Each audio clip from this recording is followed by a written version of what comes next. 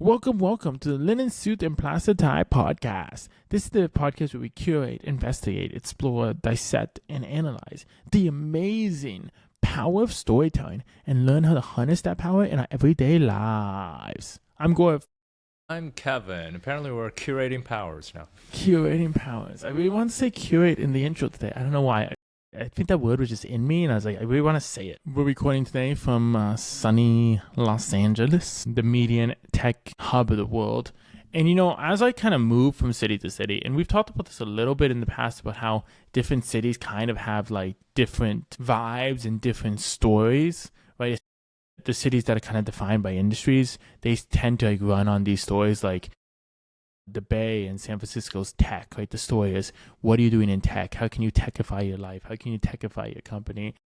Los Angeles, I think, is entertainment and storytelling. Like, how can you brand better? How can you include more storytelling elements? How can you include more entertainment elements? I think a big reason this show came to be is because we went to school in Los Angeles. We've lived in Los Angeles for coming on 10 years. I just moved back for the summer. Storytelling affects everything we do here, from our jobs to what we do in coffee shops, what we see successful people around us doing, what we emulate, And then New York is a little bit more kind of grit, money, power culture, I would say, where it's about the grind, it's about working hard, it's about achieving success in some key industries. I think it's this interesting thing about cities where it's funny how like the goals and the energy of a city affects how you live your day-to-day life and how you see the world. Yeah, I remember the first time visiting Miami. My initial reaction was that there's a lot of resemblance to LA in the sense that you really don't feel like people want to go to work here, which is quite the opposite from like the New York lifestyle and culture. The LA style is a lot more about, how do you build yourself into a character? Even in this like remote world we live in where anyone can kind of do jobs remotely that you couldn't do before, I still think the city you're in matters. That's why this upcoming semester, I'm leaving Philadelphia and doing semester in SF because I'm so passionate about tech. I'm passionate about building, where I think taking a semester out of Philadelphia with a smaller cohort in San Francisco and being a Wharton student in SF, I think there's elements of that energy of the city that, even though on the surface, oh, I can do this online or I can work remotely, there's something about that I want to affect how I live. But speaking of Wharton, I just wrapped up my first year, and I think this episode's such a good timing because as I look back and reflect on my first year, there's so many amazing things, so many amazing lessons, so many people who have changed me, so many ways my story has framed how I'm getting better at building my story and telling my story. And it's becoming more defined in these 2 years. Reflecting on the year and all the decisions I made, someone who had such a profound impact on me was my very first professor at Wharton, Professor Michael Parke. And we brought him on the show to talk about my experience at Wharton, the storytelling in this modern age of teaching with AI, with business education. How do you be a professor in this world? How do you tell stories? How do you tell stories when you build your career? He's a career and organizational expert. So in this episode, I wanted to share some of those lessons from Wharton. So let's go and talk to Michael Parke. Hello, how do you do? Sit down, gather around. We've got stories about stories that'll mix you a drink of wonder and mystique. Cause life can be dry, better dressed for the times with the linen suit and plastic tie. Linen suit and plastic tie. Now here's Goriv and Kevin. Professor Michael Parke, welcome to the show. Can you tell us a little bit about yourself? What is your story? Gosh, starting off with a very simple, easy question, Exactly. like what's your name? Where did you grow up? What's your family like? What is your story? Okay, so can we get a little meta? Is that Absolutely. It's your story. I'm a meta person. So another way to ask what your story is like, what's your mission? What's your purpose? And I think early on with great mentors, I really wanted to grow as much as possible in life, right? Become the best version of myself, be the most knowledgeable I can in certain areas, My mentor used to say, do you want to go through life or grow through life? And that really resonated with me. And I think more recently, I would say in the last couple of years, I've been asking myself a related question. How can I best connect with or support the work I'm doing or the people I'm with? And whether that's like my collaborators, students, my family members, my daughters, my wife, how can I best show up to this situation, right? Is that listening? If it's a clear goal, like a task that needs to be done, do I have my best there? And I think that framing really has allowed me to be more grounded and take a pause and figure out how best to serve the work I'm doing or others I'm with. So it's really kind of my current mission of this, like growing as much as possible. So that's the meta thing. And I think the work thing is I study how employees and leaders navigate interpersonally risky expression at work. So things like voicing your concerns or problems, things like emotions. And I teach and consult on what makes leaders effective and how to build effective teams. And so I think that rounds out, most of my story. But I'm really fortunate and blessed to have great mentors, including my wife, who, I am the person I am today because people have helped me grow and become a better person throughout my journey. Great answer. And I gotta say, we always lead off every single conversation with this question. But I think this is the first time we have someone not only answer it, but also break down what this question means to you. So that's a super cool angle for us. Yeah, I was going to say something similar. This is an intentionally vague question. And we've gone into it with a couple of people, but we asked this question because we like hearing how the guest frames their story. We like hearing what storytelling means to them. Some people are very career heavy. Some people are very family heavy. Some people are very like, when I was born in X, Y, and Z, this made me this. And it's just an interesting way to see how people think about their story and think about storytelling as a whole.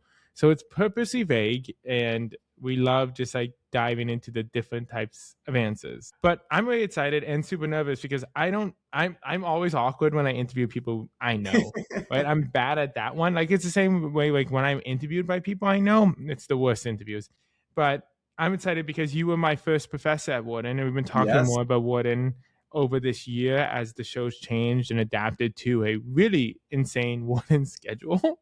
So Wharton's come up a lot, but it's a really hard thing to explain business school, or I've recently been calling it consultant summer camp, but it's a really hard thing to explain because a lot of it is traveling and a lot of it is experiencing new things. A bunch of my friends are at Quantico this weekend.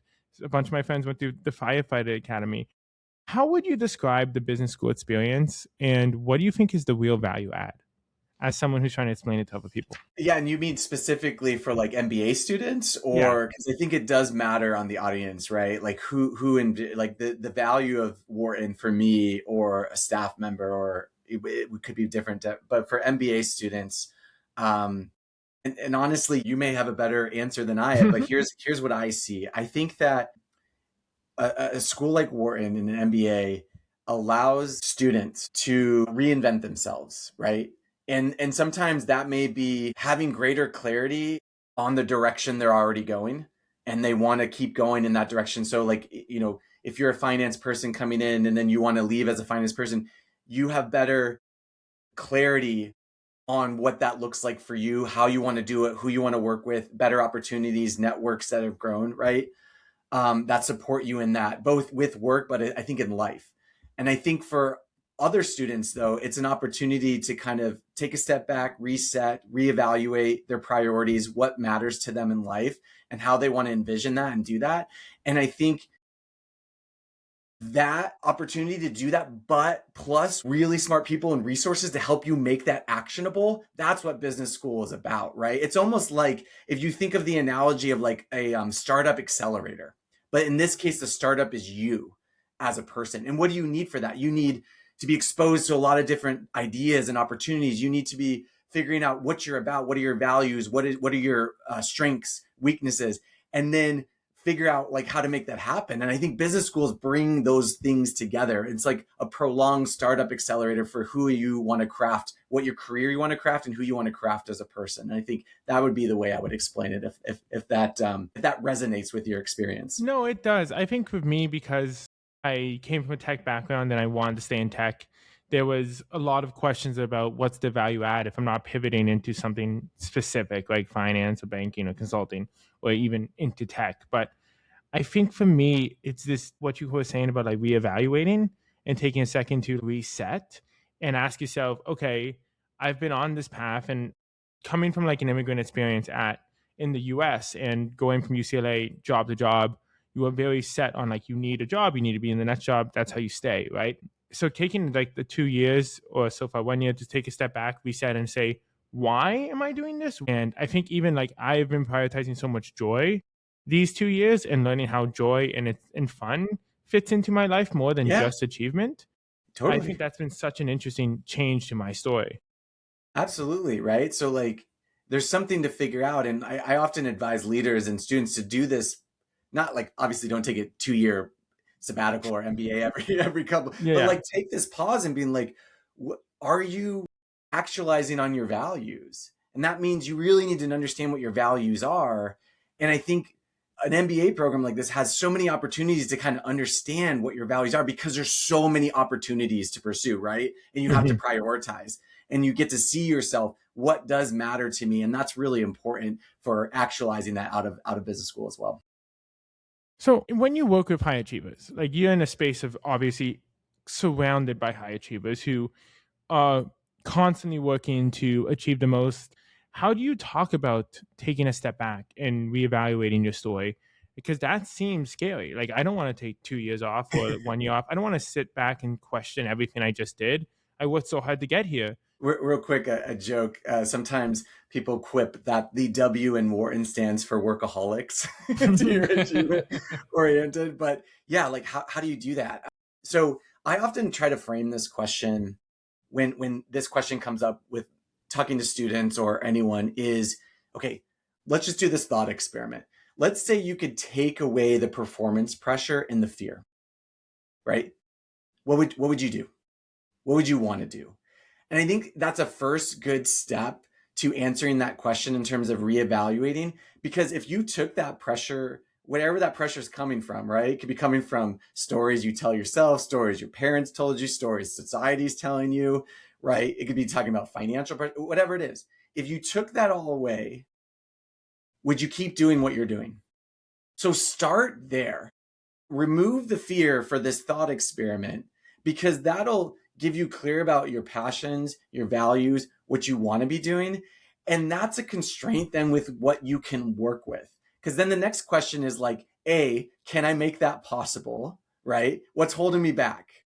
Is it legitimate fears? Like, things I actually get, like, I can't do that.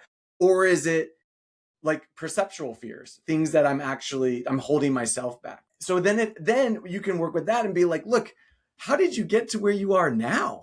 You probably had to take a lot of risks, right? Like, yes, people come from different walks of life. Some have more privilege than others, right? Absolutely. Let's recognize that. But you probably had to take some risks and probably had to work really hard to get where you're at. So you most likely have the skill set to be able to do this again.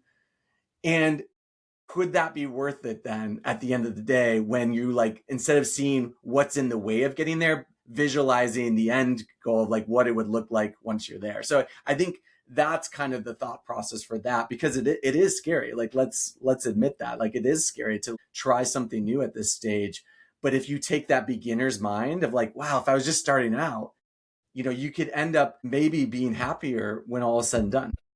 Now, for those of you listening, I should call this out to you that today Gaurav is wearing this t-shirt that says World's Greatest Narcissist.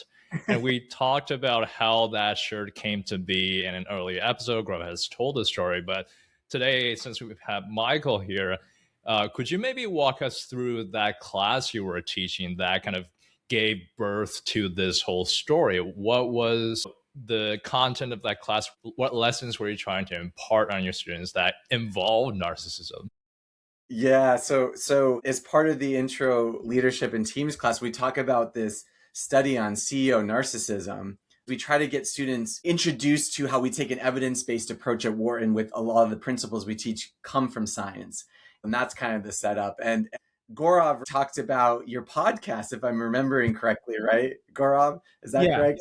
Yeah, so someone had said, I want you to tell the story too, because a lot of people like want to hear from your perspective, because we did my perspective in a previous episode. Someone had said like having a podcast makes you a narcissist. So then I rose my Yeah, hand and that's I right. joked that Yeah. I have a podcast, so I taking that personally, and then I participated. But you can keep going. Yeah. So I appreciate that, and then tried to make a joke, and I hope it didn't offend Gaurav, because I felt, oh man, it might be narcissistic promoting your podcast in the first day of class or something like that. I also stand by, I didn't say the name of the podcast, so I wasn't promoting it. That's my stance. I appreciate your willingness to be engaged in that. And then it was just so fun, because then I think on the last day of class you wore this shirt, and then we all had a laugh about it, and it just brought such energy and enthusiasm and excitement and just joy to the class that like you can't manufacture. Like I couldn't have planned that, you know what I mean? And so your spontaneity and improv and ability to roll with it, I'm very grateful for, because it definitely, I will always remember you and always remember that section because of that interaction experience.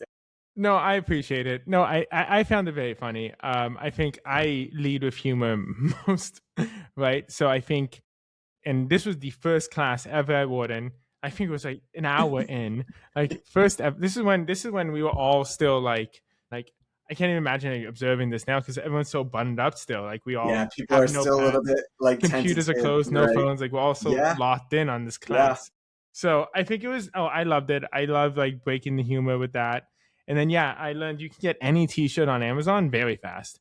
And then so for the last day I had this one, and then I had another member of my learning team where I hate narcissists. So I love this because I broke you with this, and like 5 minutes later, Alex broke you by wearing the I hate narcissists.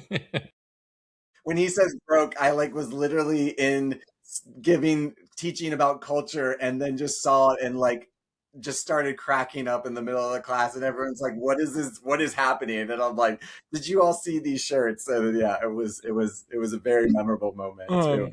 But it is an interesting thing about human culture, right? And storytelling. Because I do think the cohort I'm in is 3H, is extremely close. And I think that does stem from creating that community in those first few weeks in this class with humor. Obviously, you played a huge part in that, and like leaning on each other. And I think now we're all going out and doing all these really exciting things. And it's that thing about storytelling where those initial beats are so important when you're building a group. Yeah, absolutely. I mean, I appreciate you calling attention to that. They absolutely matter. I don't want to, as a researcher, I don't want to overgeneralize an effect that it was like all this class or all, there's so much involved. There's leadership fellows, there's personalities, there's motivations, ambitions, right? There's like all of those things. But usually what you're talking about is an interaction effect, where it's like the people and the place and the culture, like combined in a way that can kind of really spawn motivation. But that's a different point than the other point you're making, which is like things like humor, storytelling. We have research on this. These matter for leaders. This make people connect on a more personal level. It builds trust. It builds psychological safety. And I think you're absolutely right to isolate and identify that effect, that it does matter, right? And so that's cool. That's really awesome that you all are staying so cohesive and committed together. And I appreciate the attribution, but as a researcher, I'm like, there's definitely more involved than just like that one class we had together. See, I'm not a researcher, so I can say whatever I want. You're a good example for that class. I mean, what better way to study narcissism with someone wearing that shirt? But we would love to delve a little bit more into the work you do. Obviously, humor is one important attribute to a great leader and culture. But for the way you are studying organizations and leadership, what are the hallmarks of a good leader, a good organizational environment? What goes into that? Yeah, I mean, I should say you all should take the elective I teach on executive leadership, because we cover this. But just to give you kind of, I guess, I'll try to give you the Cliff Notes version of it. What we go over in that class is there are these 6 core styles of leadership that if you're hitting all of these as a leader or a co-leader, or you have multiple leaders who are hitting these styles, that's based on the data and the science we have going to lead to one of the most effective teams or environments or cultures. So in that class, we not only identify like all of these leadership functions serve key different motivators that are important for people in work, but then effective leaders know how to apply the different styles and different behaviors at different times. And it's not a simple answer, right? Because it's not like you can say you need these things and that's it. You really need this foundation of all of these behaviors to reach peak motivation, peak engagement to really inspire people. The other way you could slice it is like level 1 and level 2 motivators. Level 1 is like if people don't know what their goals are, what their role is, like it's more challenging to get those level 2 motivators of like inspiration, mastery, autonomy, right? So I would say you got to have the basics down first before you can get those higher level motivators. So I have a few questions on this, but I think starting off with motivation specifically and looking at the business school concepts and you teaching this from a meta perspective.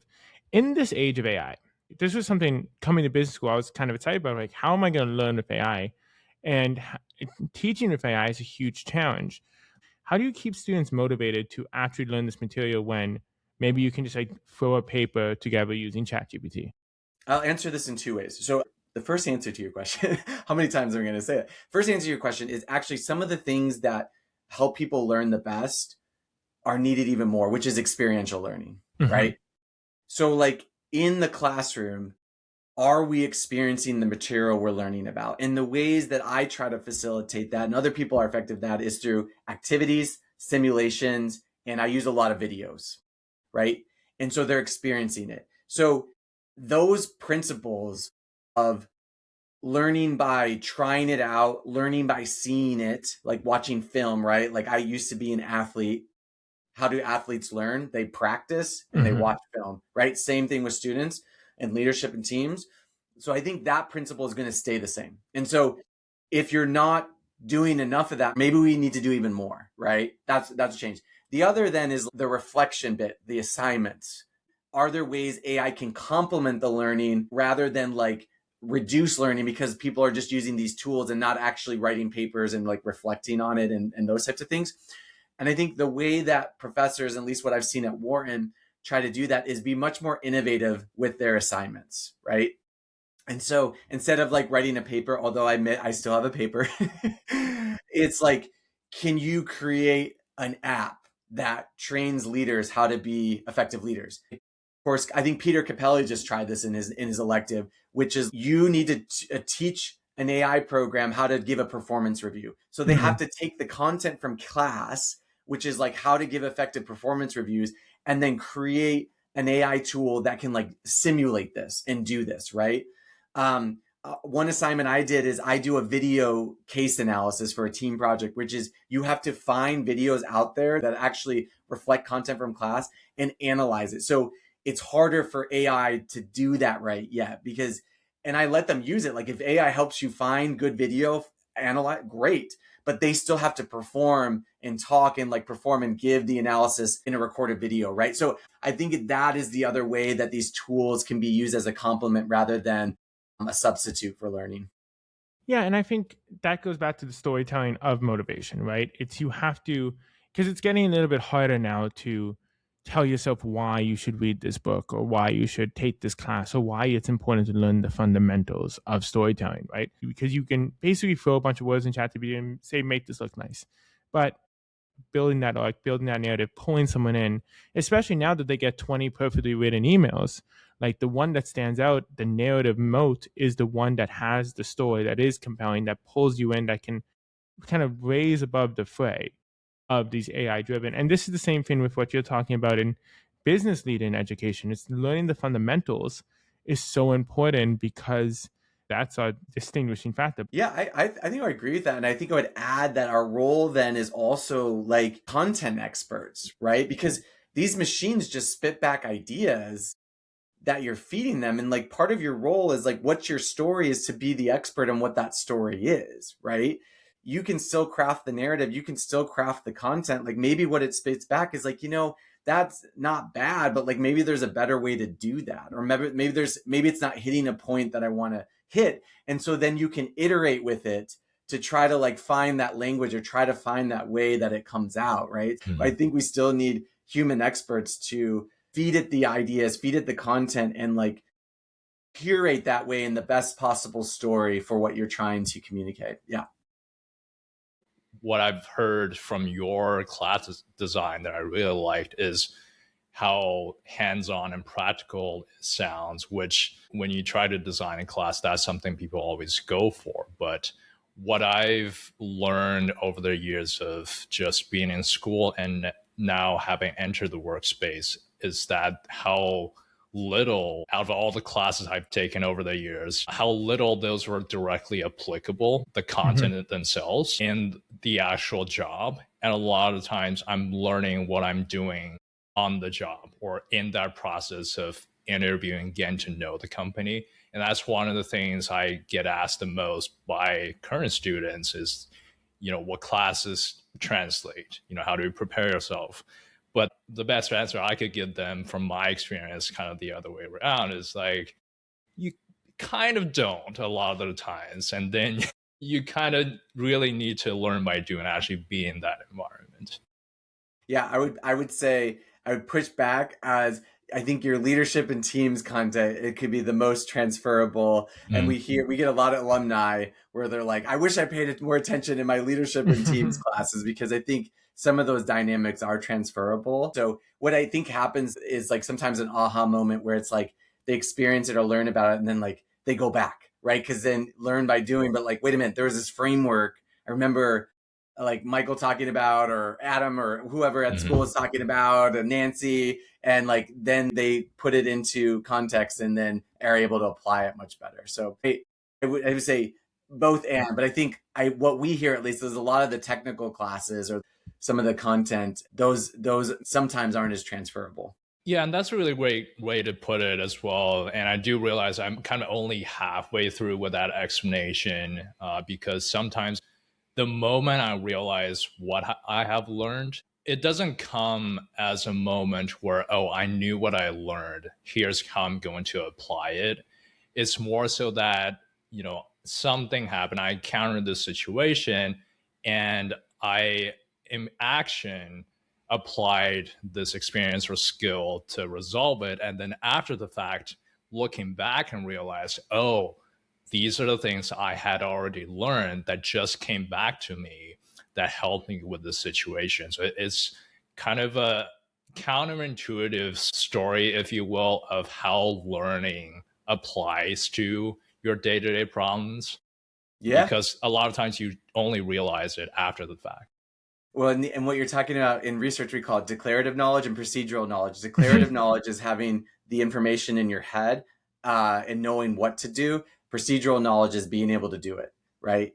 And so I think you're talking about those two types. And we talked a little bit sometimes about the knowing doing gap too. It's like knowing what to do is different than actually being able to do it. And what I hear you talking about is really that procedural doing, like, oh, that's what that means, right? Yeah, And that's that aha moment. I mean, it's the aha moment of that is so, it's like usually more rewarding than the aha moment of like in the classroom, for sure.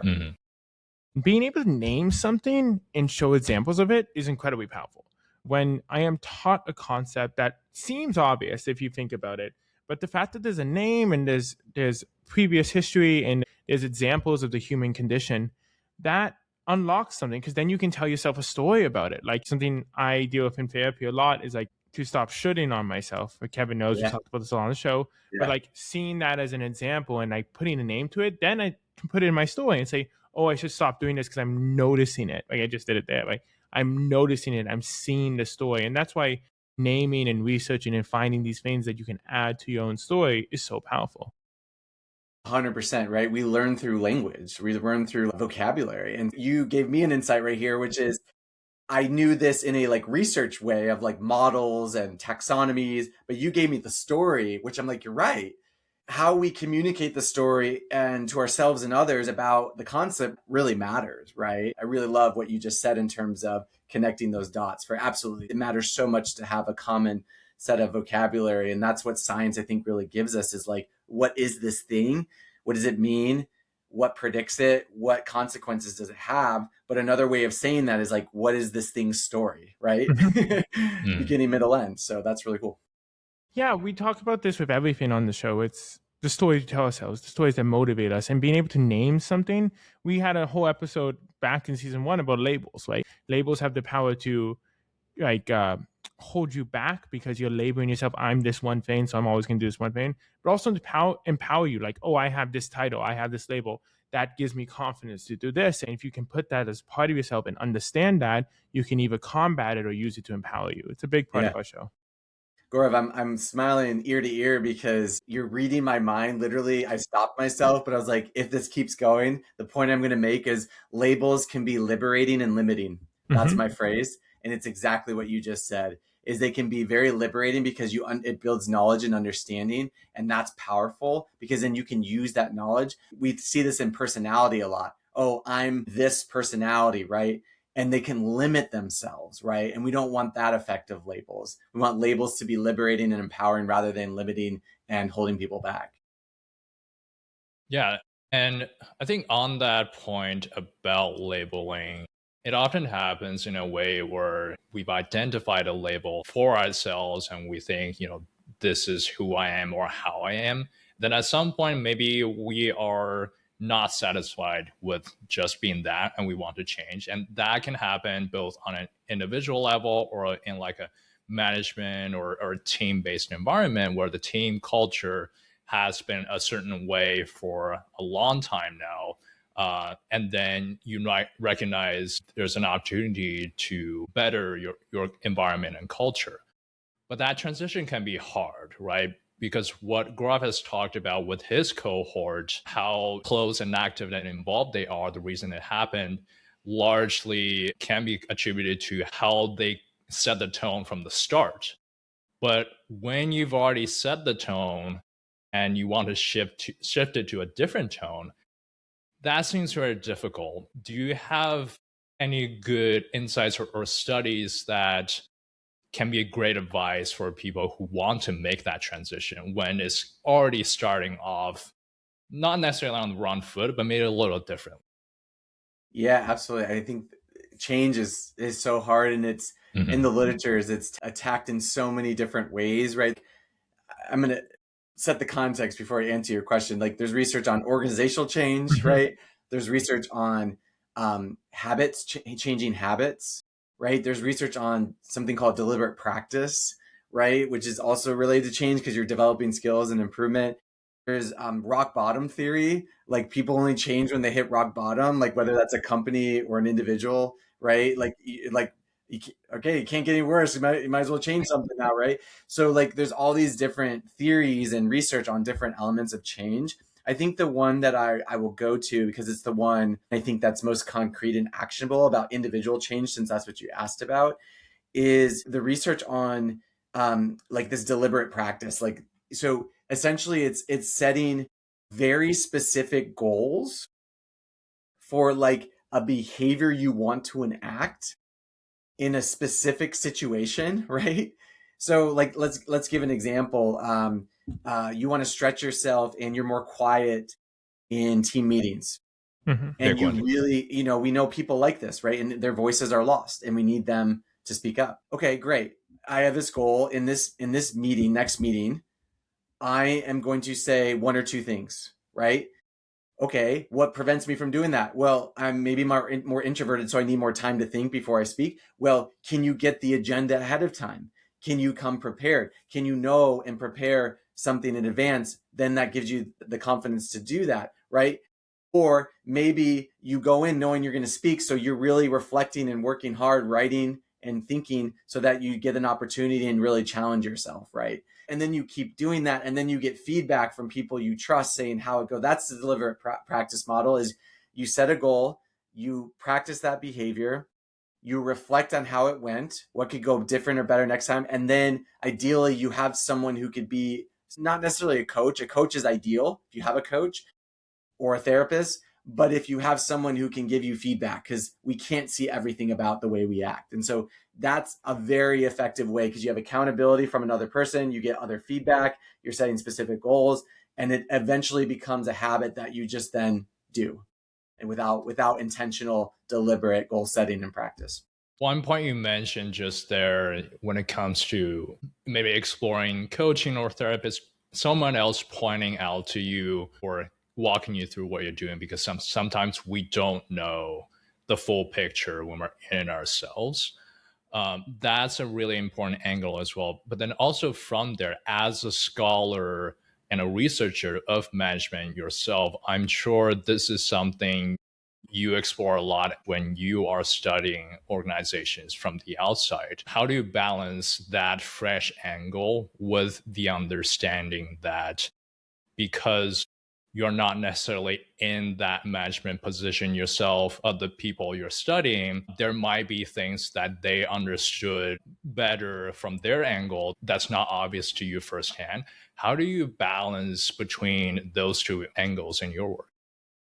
Yeah, I mean, I think a couple things are coming to mind, right? I think one frame is that sometimes the answer is simple but not easy. Do you know what I mean? Like that, where it's like, what to do is to do this, but to do that is really, really hard. Yeah, it's like make your class really, hands-on. It's really, really hard. Like, just speak up, just make the change. That's really, really hard. And again, that's a phrase from my mentor, my coach, and I'd be like, you make it sound so easy. And he would say, it's not easy, but it's simple. If this is what you want, go do it. And it's really freaking hard. It's really hard to do that. And so I think that's one frame of like an outsider, an expert. Their job is to take if they're good, to take the complexity, to take all the moving parts, to take the data and find, okay, here's the thing, let's simplify, right? That's a value they can add. And then I think the expertise comes from how to make that happen. What are the obstacles in the way? What are the challenges? Who are all the players that I need to involve, right? And I think that's the back and forth of what you have. And so I think when worked well, it can be very complementary and very beneficial if people understand that, because I think sometimes the experts in the inside are like, these consultants don't like, we've tried that, right? But that may be the answer. Like, how did you try it? What didn't work? Who was involved, right? And so that process develops that deeper understanding of, okay, maybe we can figure this out together, right? And this simple, not easy thing, I think that's really, really powerful. For me, Greg for example, Harden. I got to quote Greg Harden. That was his line, and he's incredible. No, but I love that, because like there's that thing in psychology, like, do you want to be braver? Then be more brave, right? And it's such a powerful story thing, because it's like, if you want to do something, do it, right? It's Nike, just do it. But like, for example, this year, like, to be more brave was my New Year's resolution, and because that's in my mind, when I'm stuck between a decision and even micro decision, I'm like, oh, what's the brave thing to do? And I fall short a lot. Like, there's a lot of brave things I didn't do, but it allows me, like, okay, maybe I'll try this, because even if it's not the best decision, it's the brave thing to do, because we can put language to it. We can put goals to it. It sounds simple. It's not easy, but if we can, like, for this moment, label ourselves as that's what I'm doing, that's what you're doing. Yeah. I think that makes sense. And to your own mantra, being brave if anxiety or fear is holding you back from doing something, right? Because I think, again, from a self-regulation goal setting is like, be brave about what? Be very specific in both what it is and in the context. So Peter Gollwitzer did all this research on if-then statements, where they try to get people who like take their medication, follow through with exercise. And what they found is that if you set a goal and do an if-then statement, if this situation occurs, then I'm going to be brave, right? It's much more likely to happen, because you're giving your brain situational cues to remember that mindset in that moment. Whereas without that, you often forget it. So I love that. And I think that's where I would encourage you to that may even help it crystallize even more. It also comes back to that simple but not easy type of situations. And it's easy to say, just do this, or this is what I want to do. Like, from being quiet to being talkative, or fitness goals, that's a very common one for a lot of people. But when you look at that final destination you want to get to, that is not an easy process, and it can be intimidating. And what you talked about, to try to break down that bigger problem, to start small, to start somewhere, that's a super important way for us to navigate that more difficult situation. Goals are arranged in what's known as like goal hierarchies, right? So when you go up the hierarchy of goals, it's more about meaning and why. And when you go down, it's much more about specific things, right? So like, let's just use Gaurav's example, like be brave, right? That's a very abstract kind of value laden thing. And so the next question down is like, okay, be brave in what? Like what? Okay, I want to be brave in my relationships. I want to be brave in my work. Okay, that's the next laying down. What is the work then? It's like, I sometimes don't connect with people because I hold myself back, right? I don't ask a question, or I don't disclose something because it's too vulnerable and too risky. I don't want to be rejected, right? Like being brave is often about rejection, but some way, shape, or form. But then, okay, and what specific tasks is that rejection occurring? Is it my partner, or is it with this particular boss, or if this, in that situation? And then when you break it down, it's like, okay, what specifically am I physically doing, right? In that moment, am I getting anxious? Am I getting sweaty? Like all the way to the body level. That's how they break down, right? Before that might be like, what am I thinking? How am I behaving? Am I kind of twiddling my thumbs? Do I hold myself back? So then when you get to that behavioral level of the action, that's the thing you have most control over, right? The thoughts and the behavior. That's the level you want to intervene on, because it's the most easily switchable to change that, right? The higher level is harder. So far, we can't control our brains really, like neurons and atoms, whatever. So it's that behavioral thought level is changing thought patterns and changing behaviors. And so that's whatever it is your goal, I would identify what is that specific behavior or behaviors that I want to work on and focus on. And that can get you that small win. And Absolutely. Celebrate that when you do that, right? Yeah. So Gaurav, that's the other thing I want to add is like, you said I'm still failing, but I hope you're making a list of all the times you were brave when you weren't brave. I know. Because we have a bias of not doing that, and that matters so much for progress and motivation. Yeah, I think celebrating the wins is so important. It's something our mentors at the Best One Yet podcast talk about all the time. I just had this issue where like I had finally gotten my summer internship within tech, and then I immediately moved on and was stressing about something else. And a friend of mine's like, no, you have to celebrate this. Go out, do this, like have a drink with a friend. If we don't celebrate these things, what's the point? Yeah. It's kind of how I see business school sometimes. Like this is celebrating everything we've done, and the success we've had, and the future. Yeah, and it's such a common thing too. I was reading Shoe Dog, obviously the Phil Knight book about his story with Nike, and one recurring sentence I keep reading is like, "No time to celebrate." On to the next thing. And it's just whole book's a list of the challenges he's facing as an entrepreneur. So it's clearly very common. But great advice from you today, And Michael. Yeah, absolutely. And we've learned so much great stories and insights. And to close off our conversation, we have a quick question. We call it Suspenders. This is where we ask you a fun, random question unrelated to anything. You can give us any answer you feel like. And the question of the day is, if you were a fruit, what fruit would you be and why? What fruit would I be? All right, let's just go with it for fun. I think I would be a mango fruit. And here's what's coming to mind as to why is it's my favorite fruit. I think it's the best fruit in the world. It takes a little bit of effort to peel it, to get to cut it, right? To not cut the core with your fruit. So there's a little bit of effort, which I think working for something that's worth it is what life's about. And the last part is, I think food is such an important part of culture and community. And I never had a mango until I met my wife. and my wife is Indian. And that mango represents so much more of like learning more about different cultures, about different communities, about what that mango represents for so many different cultures. And I think Yeah. that's really cool as well. And so, yeah, it has a powerful image. So if I could be a fruit, I want to be a mango, super sweet, takes some skill to get, and like connecting people through food and cultures and in this awesome multicultural world we live in. I love that. And I love how deep you took it. I would have just said watermelon because I love watermelon. But Coconut for me.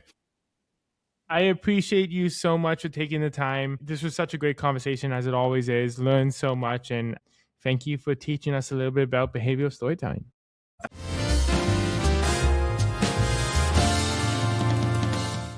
Welcome back to Top Hack. This is the part of the episode where we dissect and analyze some of the cool, epic, and interesting learnings we got from this week's expert storyteller. And this week's expert storyteller was none other than my first ever Wharton Business School professor, Professor Michael Parke. It was amazing to talk to Professor Parke on the show because it's causing me to be reflective of the last year. It's a really cool exercise to take your life, the life you built, and say, hey, what if I pivot somewhere else, do something new, put myself in a new environment, and dedicate 2 years to something totally kind of on paper? That's crazy. Yeah, and I take this word pivot often to tease any MBA students that I know, because that is arguably the most used word by this population. And we did talk to Michael about this very topic too, because you're taking a break from your career and say, okay, I might want to explore some other directions. What if I go into a different industry or a different type of job? And obviously there's a lot of risks that comes with such a big change. But what Michael has suggested, and I think is generally applicable people beyond just the MBA world, is that one way to reframe that story is to look back at where you are now and how far you've come. To be able to work your way up to where you are right now, you already had to take so many risks just to get here. So you are more familiar with that risk-taking process than you think. And all you need to do is to keep on doing what you have been doing in the past. And so it's less scary as you might think that is. You've done that before. You can do it again. And you came out of the last one just fine. Yeah, it's building a muscle. We had Nuala Walsh a couple of years ago who was very high in her career, C-suite executive, making big impact, and decided, I'm going to go back to school. Decided to go get her master's degree, right? And that's a huge pivot. That's a big risk because you get to something that's on paper, but many, many people want. You're moving up the ladder. But with Nuala and even through business school and Michael, we talked about this art of the pivot, right? The idea that it is incredibly hard to break. It's incredibly hard to say, I'm going to do something else. And acknowledging that, like being really honest about that, it's like, yeah, it's hard. It's complex. It's an identity shift. But also understand that you take who you are with you. You take all that experience with you, but adding a different lens. And the more in life you can be flexible, have a growth mindset, the more you can pivot, the more you can break these brittle stories, it actually becomes a stronger story. It becomes less about I am someone who does this, or I am me. And that's kind of one of the nice things about business school as well, is that you take a step back from your identity of your career to be in like this environment with some money, with some career experience, with some showing that you've been able to do this, and say, okay, who am I away from my career? Kevin, how did Michael Parke's conversation and me talking about business school and us talking about business school remind you of yours? Because again, you did a very different type of master's program, but I think a lot of the parallels are the same. Yeah, a few years ago, I saw this social media post talking about this concept of an emotional support master's degree, and I like to think that that was what I had, and this was, I think, one of the most valuable takeaways for me out of my business school degree. Not an MBA, but a Master of Science. It helped me build myself up to at least a more confident spot, both like technically and emotionally, to be ready to enter the job market, as opposed to job searching right out of college for where I was. So even through 4 years of college, I still wasn't at a point where I felt very certain about a certain type of role or industry, and luckily I had the opportunity to do that a little bit more. So I think that kind of pivoting, if you will, or that exploration did also happen. It's just that it was more of an extension to the exploration I had since college. I think the key here, with almost every one of our episodes, like when you listen to our episode with the wine expert, it's not we're telling you to go out, become a wine expert or become a wine auctioneer. It's about taking a step back and saying, hey, when I look at something different and weird and interesting with a storytelling lens, what can I learn in my life about it? And this is the thing about business school, where it's about dedicating myself to something different than I was doing before.